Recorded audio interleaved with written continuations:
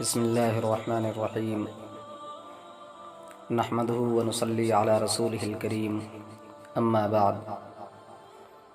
محترم بزرگوں اور دوستو، یہ شعبان کا مہینہ چل رہا ہے جس کے متعلق کچھ عرض کرنے کی کوشش کر رہا ہوں۔ اللہ سے دعا کریں کہ جو کچھ کہا جائے اور سنا جائے اللہ تبارک و تعالی اس پر مکمل عمل کرنے کی توفیق دے۔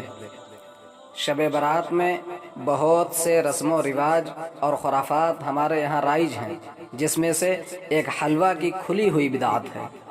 15ویں شعبان یعنی شب برات کو حلوہ بنانے کی رسم کھلی ہوئی بدعت ہے۔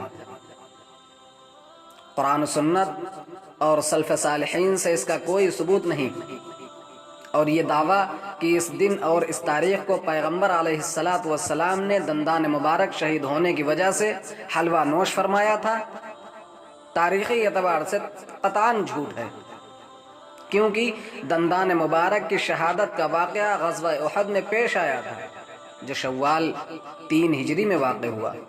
اس کا شعبان کے مہینے سے کوئی تعلق نہیں۔ ہاں، یہ بات کہ آپ صلی اللہ علیہ وسلم نے اس موقع پر حلوہ نوش فرمایا، یہ بھی بے دلیل اور بے ثبوت ہے۔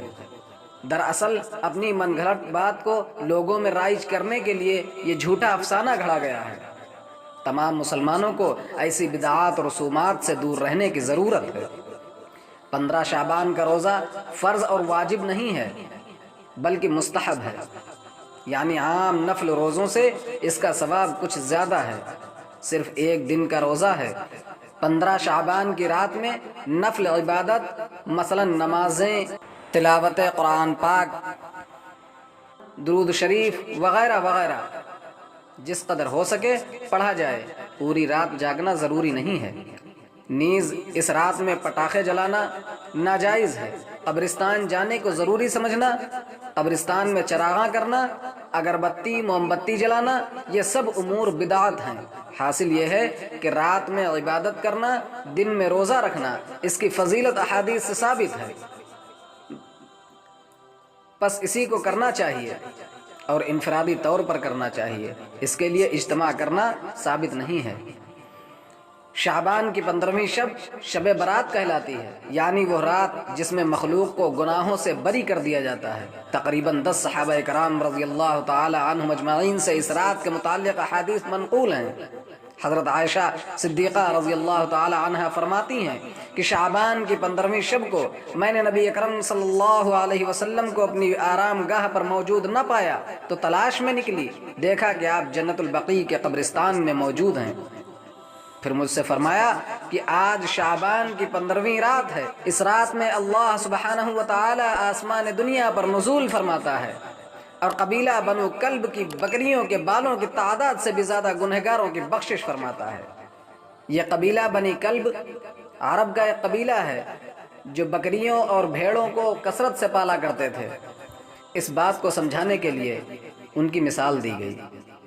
دوسری حدیث میں ہے، اس رات میں اس سال پیدا ہونے والے ہر بچے کا نام لکھ دیا جاتا ہے، اس رات میں اس سال مرنے والے ہر آدمی کا نام لکھ دیا جاتا ہے، اس رات میں تمہارے اعمال اٹھائے جاتے ہیں اور تمہارا رزق اتارا جاتا ہے۔ اسی طرح ایک روایت میں ہے کہ اس رات میں تمام مخلوق کی مغفرت کر دی جاتی ہے سوائے 7 اشخاص یعنی 7 لوگوں کے۔ وہ کون کون ہیں؟ مشرک، دوسرے والدین کا نافرمان، تیسرے کینہ پرور، کینہ رکھنے والا، بغض رکھنے والا، ایک دوسرے سے حسد کرنے والا، شرابی یعنی شراب پینے والا، قاتل، پائجامہ شلوار یا لنگی کو ٹخنوں سے نیچے لٹکانے والا، اور چغل خور۔ ان 7 افراد کی اس عظیم رات میں بھی مغفرت نہیں ہوتی جب تک کہ یہ اپنے جرائم سے توبہ نہ کر لیں۔ حضرت علی کرم اللہ وجہہ سے منقول ہے کہ اس رات میں عبادت کیا کرو اور دن میں روزہ رکھا کرو۔ اس رات سورج غروب ہوتے ہی اللہ تبارک و تعالی اپنے بندوں کی طرف متوجہ ہوتے ہیں اور اعلان ہوتا ہے، کون ہے جو گناہوں کی بخشش کروائے، کون ہے جو رزق میں وسعت طلب کرے، کون مصیبت زدہ ہے جو مصیبت سے چھٹکارا حاصل کرنا چاہتا ہو۔ ان احادیث کریمہ اور صحابہ کرام رضی اللہ تعالی علیہم اجمعین اور بزرگان دین رحمت اللہ علیہم اجمعین کے عمل سے ثابت ہوتا ہے کہ اس رات میں 3 کام کرنے کے ہیں۔ نمبر 1، قبرستان جا کر مردوں کے لیے ایصال ثواب اور مغفرت کی دعا کی جائے، لیکن یاد رہے کہ نبی کریم صلی اللہ علیہ وسلم سے ساری حیات مبارکہ میں صرف اور صرف 1 مرتبہ شب برات میں جنت البقیع جانا ثابت ہے۔ اس لیے اگر کوئی شخص زندگی میں 1 مرتبہ بھی اتباع سنت کی نیت سے چلا جائے تو اجر و ثواب کا باعث ہے، لیکن پھول پتیاں، چادر چڑھاوے اور چراغاں کا اہتمام کرنا اور ہر سال جانے کو لازم سمجھنا، اس کو شب برات کے ارکان میں داخل کرنا، یہ ٹھیک نہیں ہے۔ جو چیز نبی کریم صلی اللہ علیہ وسلم سے جس درجے میں ثابت ہے اس کو اسی درجے میں رکھنا چاہیے، اور اسی کا نام اتباع اور دین ہے۔ نمبر 2، اس رات میں نوافل تلاوت، ذکر و اذکار کا اہتمام کرنا۔ اس بارے میں یہ واضح رہے کہ نفل ایک ایسی عبادت ہے جس میں تنہائی مطلوب ہوتی ہے، یعنی تنہا کی جائے۔ یہ خلوت کی عبادت ہے، یعنی اکیلے میں کی جائے۔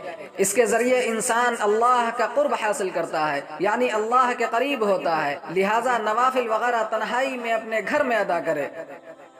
اس موقع کو غنیمت جانے۔ نوافل کی جماعت اور مخصوص طریقہ اپنانا درست نہیں ہے۔ یہ فضیلت والی راتیں شور و شغب اور میلے، اجتماع منعقد کرنے کی راتیں نہیں ہیں، بلکہ گوشے تنہائی میں بیٹھ کر اللہ سے تعلقات استوار کرنے کے قیمتی لمحات ہیں۔ ان کو ضائع ہونے سے بچائیں۔ نمبر 3، دن میں روزہ رکھنا بھی مستحب ہے۔ ایک تو اس بارے میں، اور دوسرا یہ کہ نبی کریم صلی اللہ علیہ وسلم ہر ماہ ایام بیض یعنی 13 تاریخ، 14 تاریخ اور 15 تاریخ، یعنی ہر مہینے کی 13، 14 اور 15 تاریخ کے روزوں کا اللہ کے نبی صلی اللہ علیہ وسلم اہتمام فرمایا کرتے تھے۔ لہٰذا اس نیت سے روزہ رکھا جائے تو موجب اجر ثواب ہوگا۔ باقی اس رات میں پٹاخے جلانا، آتش بازی کرنا اور حلوے کی رسم کا اہتمام کرنا، یہ سب خرافات اور اسراف میں شامل ہیں۔ شیطان ان فضولیات میں انسانوں کو مشغول کر کے اللہ کی مغفرت اور عبادت سے محروم کر دینا چاہتا ہے، اور یہی شیطان کا اصل مقصد ہے۔ بہرحال اس رات کی فضیلت بے اصل نہیں ہے، اور سلف صالحین نے اس رات کی فضیلت سے فائدہ بھی اٹھایا ہے۔ اس رات میں اللہ رب العزت کی خوب عبادت کرنا، ذکر و اذکار کرنا، قرآن پڑھنا اور نوافل پڑھ کر دعائیں کرنا، صلاۃ التوبہ وغیرہ پڑھنا، یہ نماز باقی نمازوں کی طرح ہی پڑھی جاتی ہے۔ اور اللہ عز و جل سے خوب رو رو کر دعا کرنا، کیونکہ اللہ رب العزت اس میں ہمارے پورے سال کا فیصلہ فرماتے ہیں۔ اسی طرح ایک نماز ہے صلاۃ التسبیح، جس کے بارے میں رسول اللہ صلی اللہ علیہ وسلم نے حضرت عباس رضی اللہ عنہ سے فرمایا، عباس میرے چچا، کیا میں آپ کو ایک عطیہ نہ کروں؟ کیا میں آپ کو ایک ہدیہ نہ کروں؟ کیا ایک تحفہ پیش نہ کروں؟ کیا میں آپ کو ایک ایسا عمل نہ بتاؤں؟ جب آپ اس کو کریں گے تو آپ کو 10 فائدے حاصل ہوں گے، یعنی اللہ تعالیٰ آپ کے اگلے پچھلے پرانے نئے غلطی سے کیے ہوئے، جان بوجھ کر کیے ہوئے، چھوٹے بڑے چھپ کر کیے ہوئے، کھلم کھلا کیے ہوئے سب ہی گناہ معاف فرما دیں گے۔ وہ عمل یہ ہے کہ آپ 4 رکعت صلاۃ التسبیح پڑھیں، اور ہر رکعت میں سورہ فاتحہ اور دوسری کوئی سورت پڑھیں۔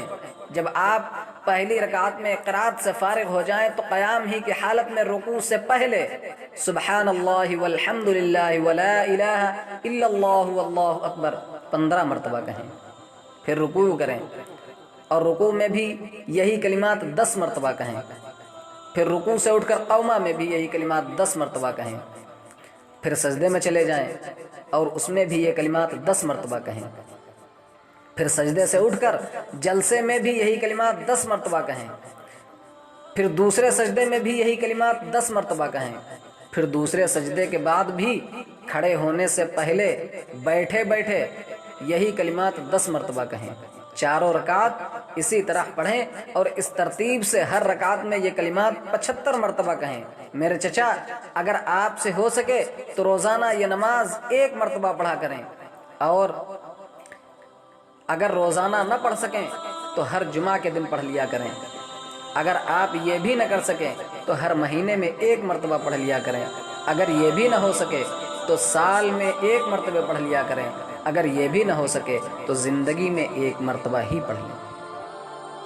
اللہ تعالی ہم سب کو عمل کرنے کی توفیق عطا فرمائے اور شب برات میں خوب عبادت کرنے کی توفیق عطا فرمائے، آمین ثم آمین۔